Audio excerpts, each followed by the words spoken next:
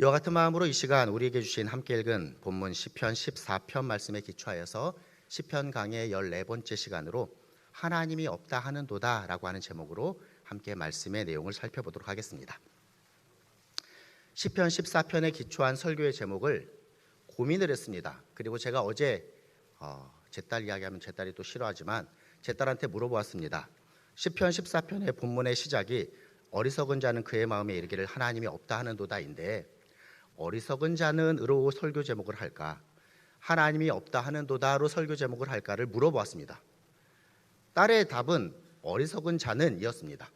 어리석은 자는으로 질문을 던져야지 결론이 하나님이 없다 하는도다로 나올 수 있지 않겠느냐라고 하는 굉장히 논리적인 답이었습니다. 그런데 저는 하나님이 없다 하는도다로 설교 제목을 정하였습니다.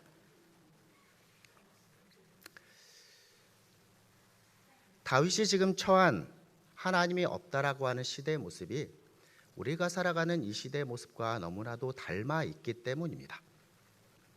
오늘 설교의 서론에서는 이 하나님이 없다라고 이야기하는 우리 세대의 이 안타까운 모습을 함께 살펴보고자 합니다. 우리가 함께 살아가는 대한민국 50년대, 60년대의 모습은 어떠했습니까? 6.25 전쟁 전후로 경제적인 어려움의 시기가 있었지만 70년대, 80년대로 돌아오면 경제대국으로 나아가는 성장의 시기가 있었음을 우리 대한민국이 경험해온 역사를 통해서 우리가 잘 알고 있습니다. 우리 성도님들이 그러한 삶을 살아오셨을 것입니다. 이러한 시대적인 모습과 함께 우리 기독교 또한 다음과 같은 모습이 있었으니 50년대, 60년대 이전으로부터 와온 많은 신앙적인 어려움의 시기를 넘어서 70년대, 80년대에는 부흥을 경험하는 중요한 시기를 보냈습니다. 1974년에는 익스플로 74라고 하는 엄청난 행사가 있었습니다. 또 10여 년이 지난 1985년에는 한국 기독교 100주년 기념대회라고 하는 큰 행사가 있었습니다. 우리 성도님들 중에 참여하신 분들도 계실 것입니다. 그때는 여의도가 광장이었고 그 광장에 100만 명에 가까운 성도님들이 참여하는 그와 같은 놀라운 부흥의 시기가 70년대, 80년대에 있었습니다.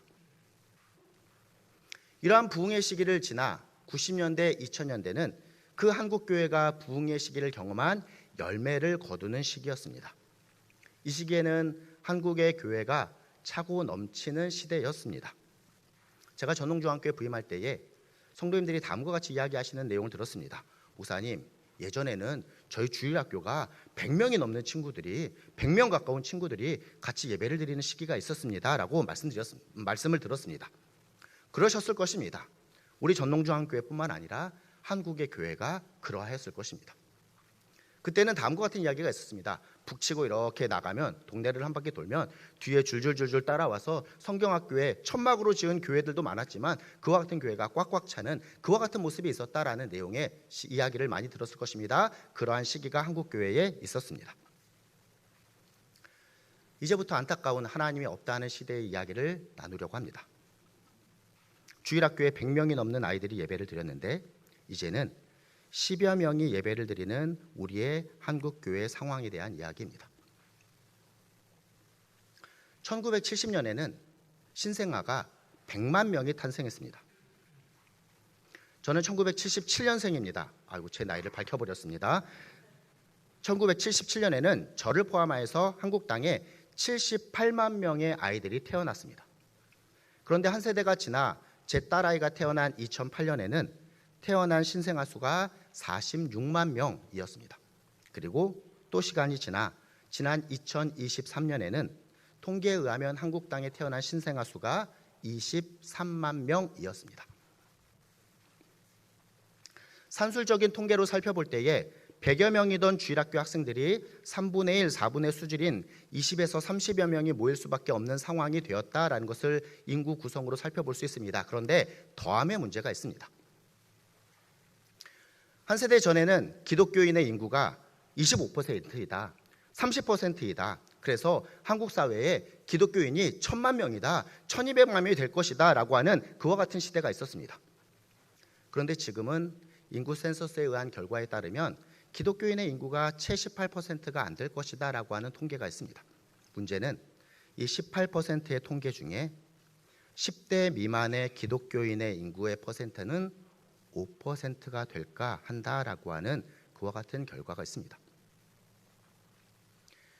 주일학교에 100명이 모였던 시대가 있습니다. 인구 구성에 의해서 말씀드린 바와 같이 이제는 3분의 1, 4분의 1이 되었으니 20에서 30여 명이 모일 수밖에 없는 인구 구성의 상황에서 이러한 상황을 넘어서 10대의 기독교인의 비율이 5% 정도밖에 안 되니 이전 25%의 상황에서 5%가 되면 또 30여 명의 학생들의 5분의 1, 한 6명이 모이는 것이 지금의 모습입니다. 한국 교회의 모습이 그렇고 우리 교회의 모습이 그렇습니다. 우리 전농중앙교회 중고등부 친구들 6명 모여서 함께 예배드리고 있습니다. 유초등부 친구들 오늘 10명의 친구들이 모여서 함께 예배를 드렸습니다. 영아 유치부 아기들 5명이 모여서 함께 예배를 드렸습니다. 우리 성도님들께 간절히 부탁드립니다. 주일학교에 대한 인식이 이렇다, 지금 우리가 처한 상황이 이렇다라고 생각할 때에 무엇인가 안타까운 마음을 갖는 것만이 아니라 바라기는 더욱더 큰 관심과 사랑을 갖는 이 자리에 계신 우리 성도님들과 우리 전농중앙교회가 되기를 간절히 소원합니다. 대표 기도하신 우리 장로님께서 기도하셨습니다. 감사하게 올해를 시작하며 주일학교 중고등부에도 유초등부에도 교사분들이 헌신함으로 세워졌습니다. 우리 시대가 어떻습니까? 저를 포함해서 대부분의 성도님들이 다음과 같이 고백할 것입니다. 내 영혼 하나 챙기기 급급한 시대를 우리가 살아가고 있으나 우리의 다음 세대의 영혼들을 사랑하며 그들을 교육하고자 수고하며 헌신하시는 우리 교사 선생님들, 우리 교회 가운데도 많이 계십니다. 이들을 향해서 위로하고 격려하는 저와 우리 성도님들 되시면 좋겠습니다.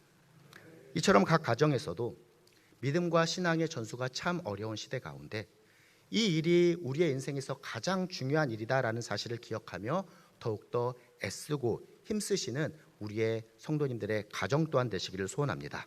그래서 우리의 가정 가운데 귀한 믿음의 세대가 세워지며 우리의 교회가 다음 세대를 아름답게 세우는 교회 되도록 관심과 사랑을 갖고 함께 격려하며 기도하는 우리 모두가 되기를 간절히 소원합니다. 아멘. 그래서 미리 광고를 이 시간 하나 드리려고 합니다. 새 학교, 새 학년, 새 학기를 맞이하는 우리의 다음 세대를 위하여서 학기가 시작되는 3월에 학기가 시작되는 바로 전 2월의 마지막 주 금요일인 2월 27일에 다음의 행사를 진행하려고 합니다. 백투스쿨 블레싱이라고 명칭을 하겠습니다. 학교로 돌아가는 우리 친구들을 위하여서 축복하는 시간을 금요 기도회 때 가지려고 합니다. 다음 세대를 위해서 축복하며 이들을 위해서 기도하는 귀한 시간에 아이들, 학생들 뿐만 아니라 우리 교사 선생님들 뿐만 아니라 우리 학부모들 또한 더하여서 우리 성도님들 또한 함께 참여해서 다음 세대를 세우며 영적으로 이들을 위하여서 축복하고 기도하는 귀한 시간 함께 하시는 우리 모두가 되기를 간절히 소원합니다. 아멘. 설교의 제목인 하나님이 없다 하는도다에 대해서 살펴보고 있습니다. 제가 학창 시절에는 앞에서 말씀드린 것처럼 주변에 교회 다니는 친구들이 많았습니다. 제 중학교 때는 감사하게도 저희 반이 50명이었는데 50명 중에 저희 교회 다니는 친구가 5명이 있었습니다. 도시락 싸갖고 가면요, 엄청난 세력이었습니다. 그리고 저희 반만 그랬던 것이 아니기 때문에 겨울에 눈이 오는 날이면 운동장 그 조회단이라고 하나요? 조회단에 야, 뭐뭐 교회 다니는 친구들 다 나와 해서 수십 명의 친구들이 함께 도시락 먹고 그 점심시간에 눈싸움을 했던 그와 같은 기억이 있습니다. 심지어는 점심시간이 끝나는 어느 날에는 내가 책임질 거니까 계속 놀아 해가지고 5교시까지 눈싸움을 하고 저는 6교시, 7교시에 이렇게 교무실에서 손을 들고 있었던 적도 있습니다. 물론 제가 그렇게 문제아는 아니었습니다. 학교에서 큰 역할을 담당도 하기는 하였는데 그와 같은 모습이 교회 가운데 또 학교 가운데 있었습니다. 왜 이러한 일이 있었는가? 그 당시에는 교회 다닌다라고 하는 인식이 그래도 착하다, 그래도 친구할 만하다라고 하는 인식이 있었던 시대였습니다. 이러한 인식의 끝에서 대중매체에 있어서도 교회와 성도가 좋은 이미지, 착한 이미지로 비춰지는 경우가 많았습니다. 그런데 한 세대가 지난 지금의 상황은 어떨까요? 요즘은 학교에서 한 반의 구성원이 20명 그리고 한 30명 정도 됩니다. 앞에서 말씀드린 것처럼 10대의 교회 다니는 친구의 비율이 5%라고 한다면 20명이면 내가 교회 다니면 우리 반에 교회 다니는 친구가 없다라고 봐도 크게 틀리지 않습니다. 30명의 학생들이 한 반을 이루고 있다고 한다면 내가 교회 다닌다고 한다면 교회 다니는 친구가 우리 반에 있을까 없을까 정도의 수준이다라는 것입니다. 시대를 살아가는 우리의 모습 또한 어떻습니까? 착하다, 그래도 인정받을 만하다라고 하는 인식이 이제는 사라졌습니다. 한 주간 살아가는 나의 삶의 자리에서 어쩌면 저와 우리 성도, 저는 그렇죠. 저는 교회 안에 있으니까 하나의 보호장치가 있는데 세상 가운데 노출되어서 살아가는 우리 성도님들에게 있어서는 어쩌면 나는 교회 다닌다라고 하는 것을 드러내지 않으려고 하는 모습으로 살고 계실지도 모르겠습니다. 왜? 기독교가 조롱받고 핍박받는 시대가 되었기 때문입니다. 대중매체에 있어서도 마찬가지입니다. 성도와 교회가 좋은 이미지로 비춰지는 경우를 찾기가 참 어렵습니다. 다음과 같은 일이 있었습니다라고 사건, 사고를 나타내는 것과 같은 그와 같은 안타까운 사건, 안타까운 사고를 알리는 경우가 기독교에 대한 대부분의 이야기입니다. 이와 같은 시대를 우리가 살아갑니다. 앞에서 말씀드린 것처럼 1000만 명, 1200만 명, 그래서 기독교 인구가 25%, 30%를 이야기하던 그와 같은 시대에서 이제는 17%, 18%라고 하는 어떠한 추산적인 결과로 한 800만 명이나 될까라고 하는 시대를, 그 기독교인이 800만 명이가 될까 하는 시대를 우리가 살아가고 있는 것입니다. 또 죄송한 이야기를 드립니다. 이 800만 명이라고 하는 추산에서는 우리가 이야기하는 여러 수많은 이단들도 포함되어 있습니다. 그러면 우리가 생각하는 바른 기독교 인구는 실제로 600여만 명 정도 될 것이다 라고 하는 것이 한국 사회의 모습입니다. 5천만 명 중에 바른 신앙을 가진 기독교인들이 한 600여만 명이라고 한다면 이제 한국의 기독교 인구는 한 12% 정도 된다라고 우리가 생각해 볼 수 있습니다. 이 12%라고 하는 퍼센트도 우리가 앞에서 크게 볼 때의 18%라고 하는 통계에 있어서 세대별로 보면 30대는 이제 신앙생활을 한다라고 하는 퍼센트가 11%로 나타납니다. 20대는 9%이고 10대는 말씀드린 것처럼 5%의 시대가 되었습니다.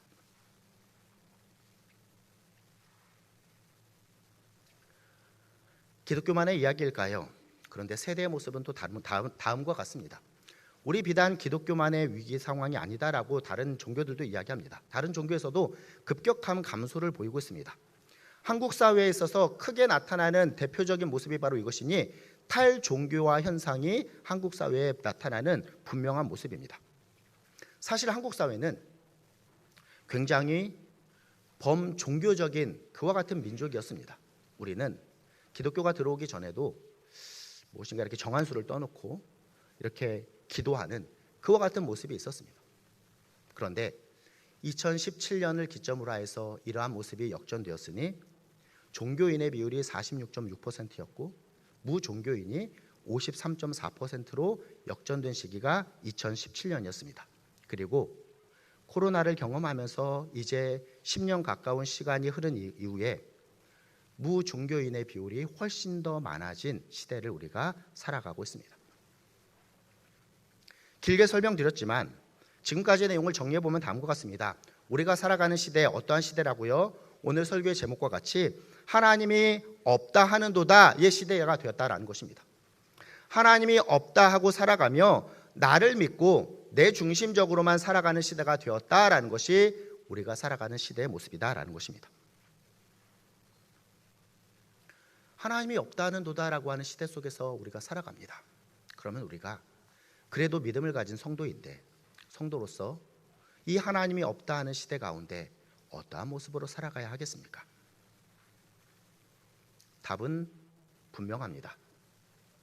우리가 말씀을 받기 전에 서로 무엇이라고 인사했죠? 오직 주의 사랑만을 의지합시다 라고 함께 인사를 나누었습니다.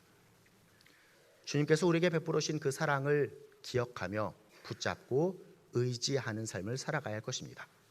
또한 주어지는 귀한 답이 있으니 진리 되신 하나님의 말씀을 믿고 의지하며 순종하는 삶을 살아가야 할 것입니다. 아멘입니다.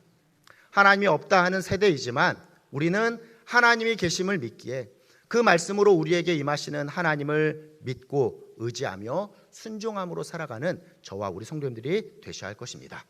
다윗은 이 내용을 오늘 우리에게 주신 시편 14편 말씀을 통해서 고백합니다. 이 시간도 우리가 이 진리 되신 하나님의 말씀을 함께 살펴보도록 하겠습니다.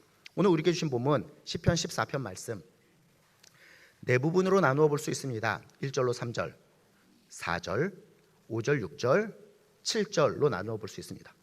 첫 번째 부분인 1절로 3절 말씀, 우리 같이 한번 말씀의 내용 읽고 내용을 살펴보도록 하겠습니다. 1절로 3절 말씀입니다. 어리석은 자는 그의 마음에 이르기를 하나님이 없다 하는도다. 그들은 부패하고 그 행실이 가증하니 선을 행하는 자가 없도다. 여호와께서 하늘에서 인생을 굽어 살피사 지각이 있어 하나님을 찾는 자가 있는가 보려 하신즉 선을 행하는 자가 없으니 하나도 없도다. 아멘. 하나님이 없다 하는 시대를 살아가는 하나님이 없다 하는 자에 대하여서 성경이 묘사하는 바가 무엇입니까? 어리석은 자이다 라고 묘사합니다. 어리석다라고 하는 사전적인 의미는 생각이나 행동이 슬기롭지 못하고 둔함을 의미할 것입니다.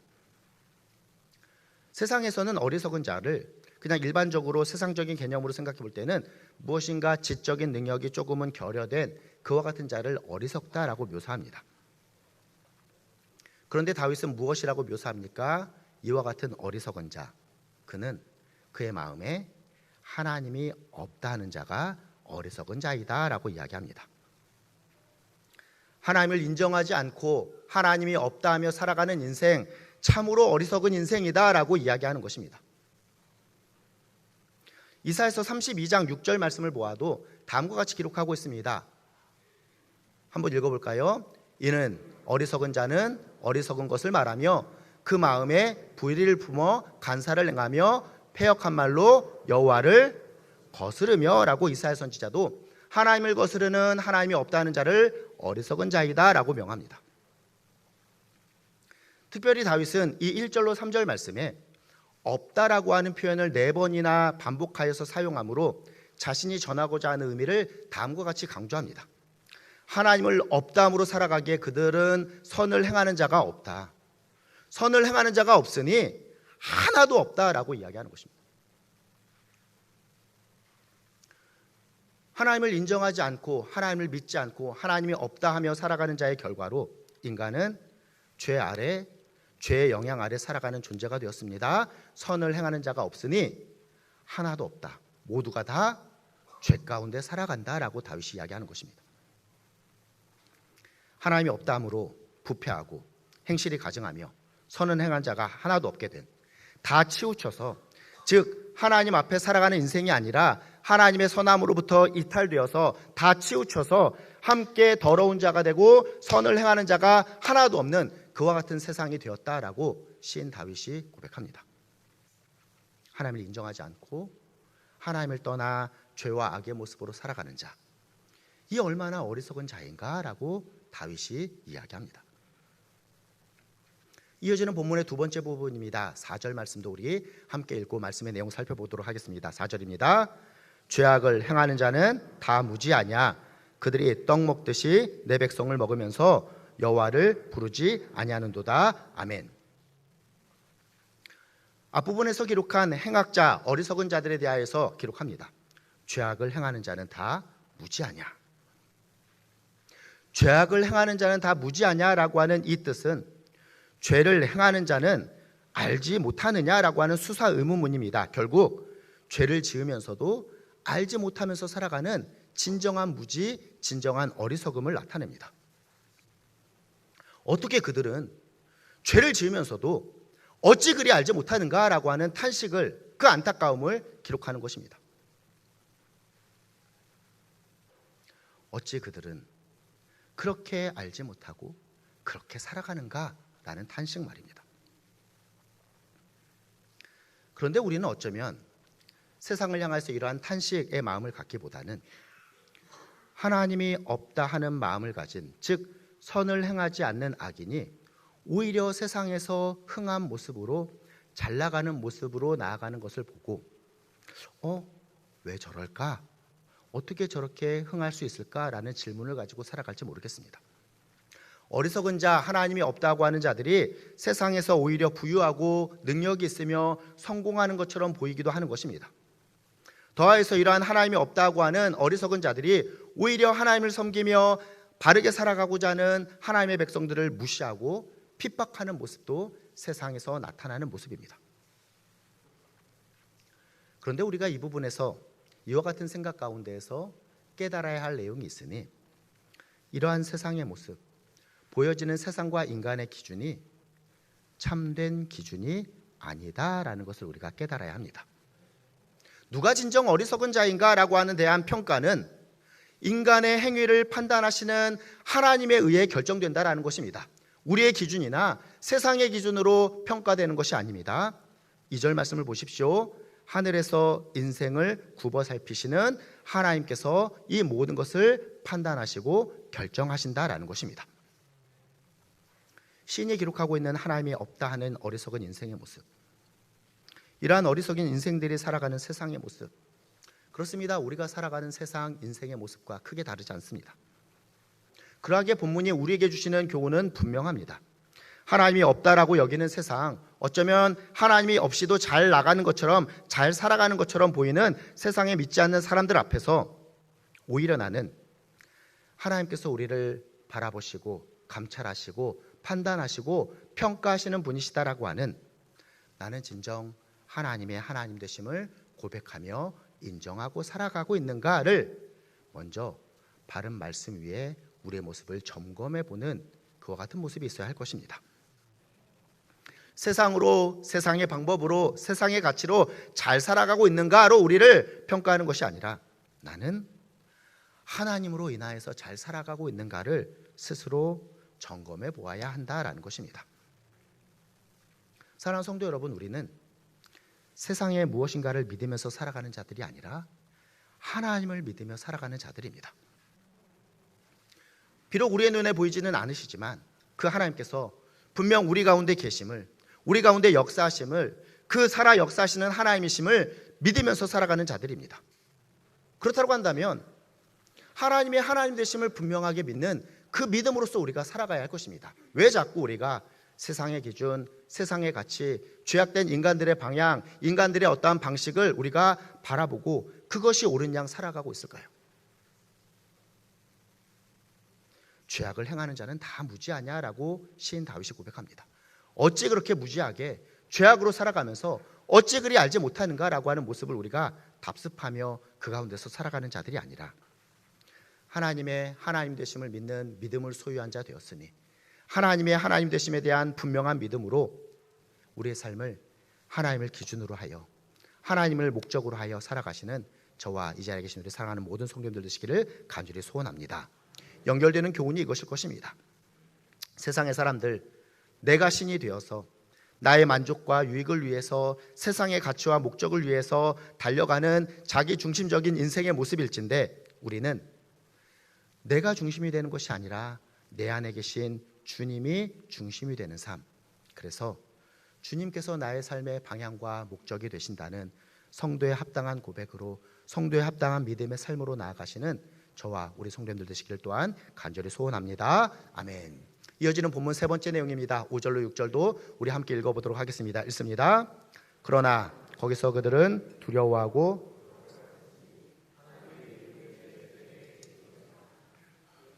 가난한 자의 계획을 부끄럽게 하나 오직 여호와는 그의 피난처가 되시도다. 아멘.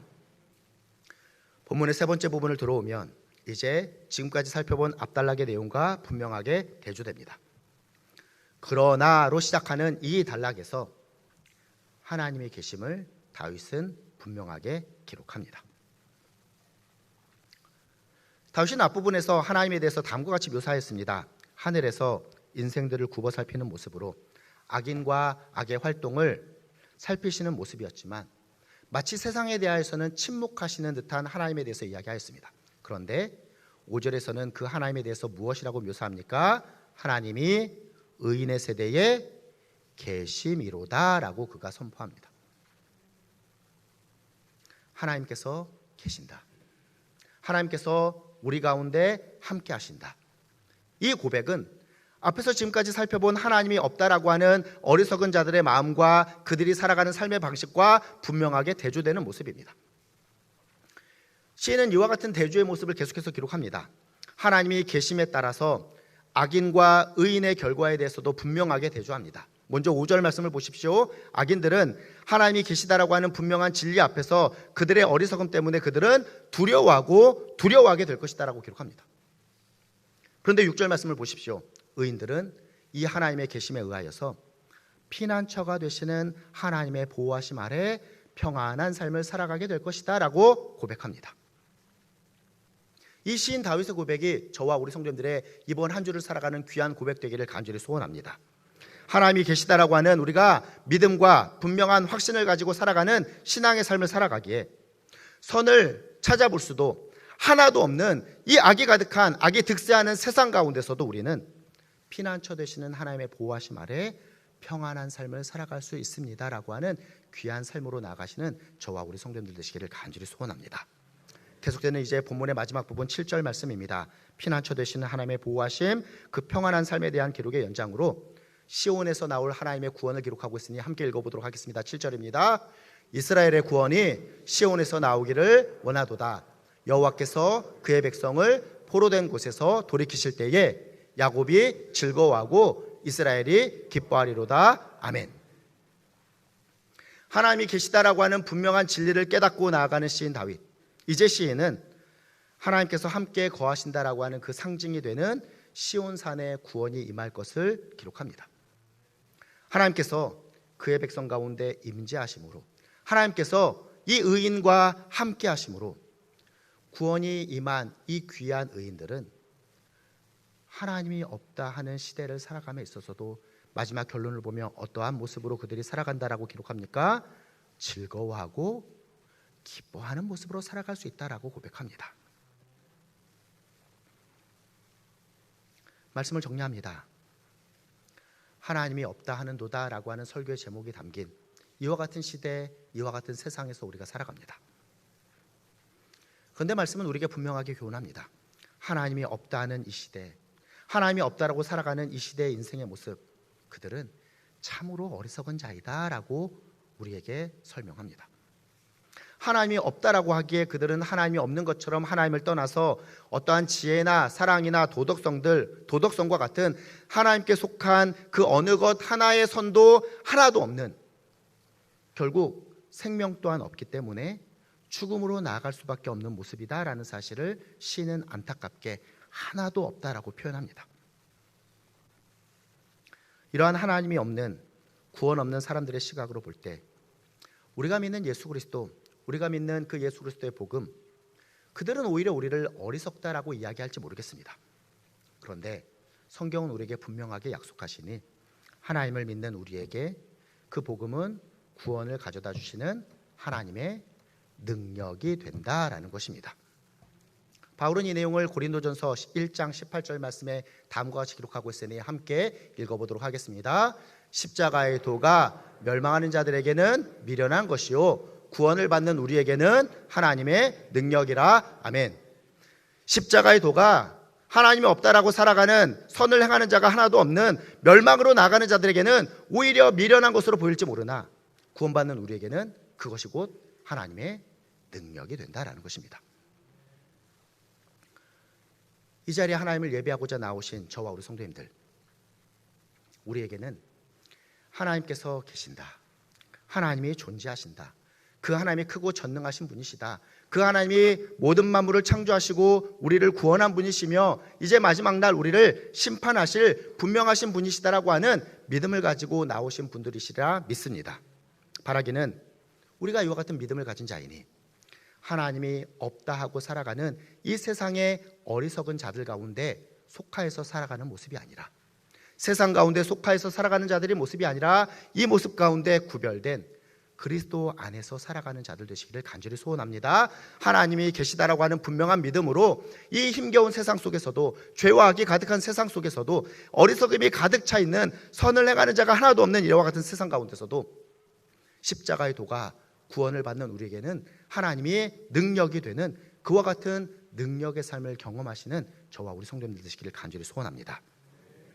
더하여서 하나님의 계심에 대한 분명한 확신, 이 믿음을 가지고 살아가기에 세상의 사람들은 그 하나님을 떠나 치우쳐 선을 행하는 자가 하나도 없으나 우리는 주께 속한 자 되어서 참된 선 되시는 하나님을 닮아 선을 행하는 자가 하나도 없는 이 세상 가운데서도 선을 행하는 아름다운 모습으로 하나님의 뜻을 이 땅 가운데 아름답게 이루어드리며 하나님의 마음을 시원케 하고 결국 하나님께 영광 올려드리는 삶을 이번 한 주도 멋지게 살아가시는 저와 이 자리에 계신 우리 사랑하는 모든 성도님들 되시기를 예수님의 이름으로 부탁드리며 축원합니다. 아멘.